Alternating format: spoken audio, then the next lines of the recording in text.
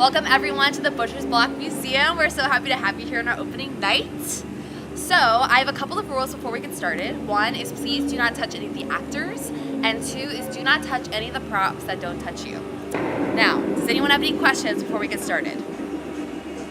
Okay, great. So who has heard of Billy the Butcher? No one? All right, well, William Billy the Butcher Sawyer was a butcher back in the 1970s. And he actually lived in the apartment building upstairs. In 1975, he decided to open a small butcher shop called the Slaughtered Pig on the lower level. And years later, it has been turned into the apartment building you see today. Now, Billy was no everyday butcher. He had a very disturbing hobby that basically he liked to capture and torture people, and he would mutilate their bodies. He was known to take limbs and body parts from one victim and then attach them to another victim. He would even take parts from animals such as cattle and pigs and attach them to humans to make these mutilated corpses.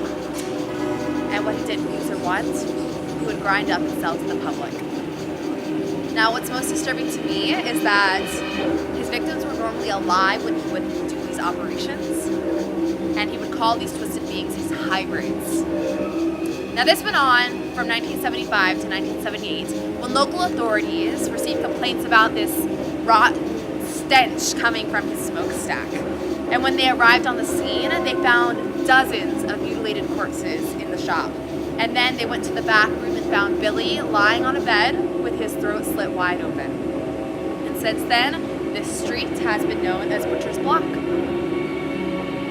Now, that brings us to today.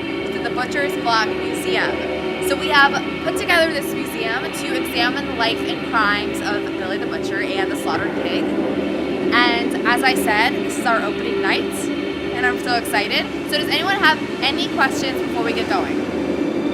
No? All right, well let's go.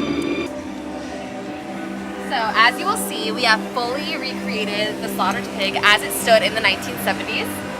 And we have taken a lot of Billy's original equipment and restored it for tonight. So this is the deli counter, the meat display case, and over here we have the meat grinder. So the parts that Billy did not use or want, he would actually grind up and sell to the public, and this is what he would use to do that.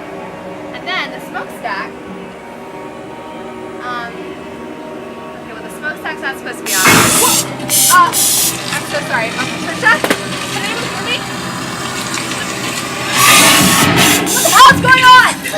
Someone help me! Oh my God. Beverly, are you alright? The butcher's back.